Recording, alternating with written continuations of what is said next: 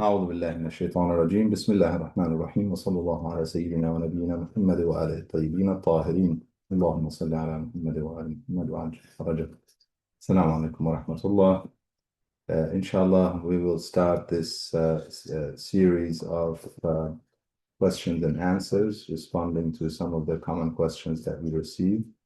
And we will keep them brief to the point, and we would encourage everyone to share your comments, your thoughts, and perhaps through that we are able to decide if we need to further analyze any of the subjects that we're discussing through even a live session, longer and more of a panel with live questions. Then we can also do that.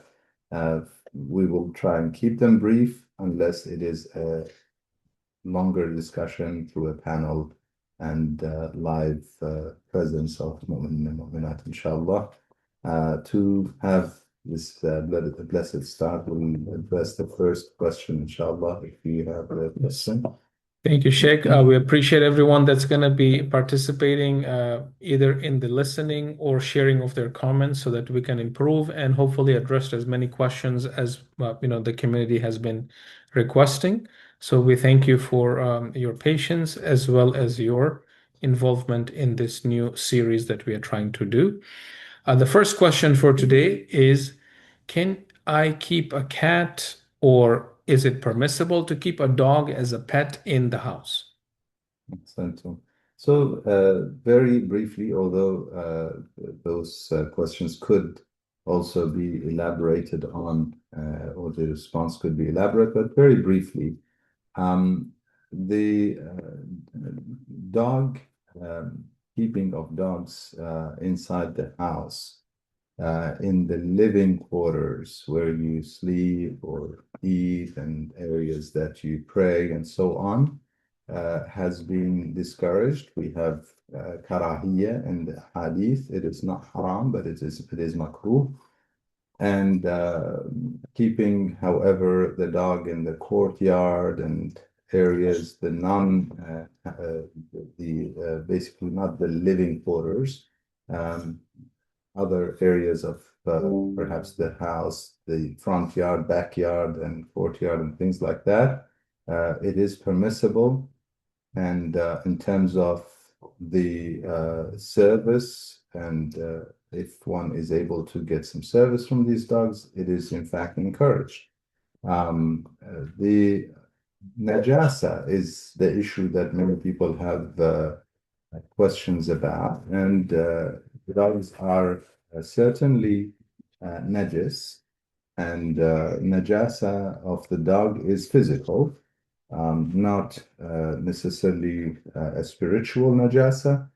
Kafir has the spiritual najasa aspect and other things, but a dog or munafiq, for example, may have the spiritual or does have the spiritual najasa. However, the impurity of the dog is physical.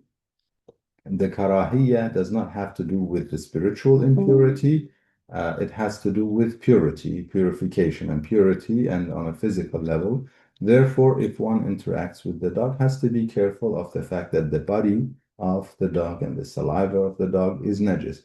Najasa of the dog transfers through moisture. So if one touches the dog without any moisture transferring, there is no transfer of najasa. If the dog walks in a place, accidentally walks into your room, courtyard, and so on, do we automatically assume everything is najis? Not necessarily. The najasa only transfers when moisture is transferred, and you see that moisture is transferred. So this consideration has to be taken. The cats, on the other hand, their body is not najis, and there is no restriction, so to speak, or hadith to say they should not be in your living quarters and around your house. So you can keep them.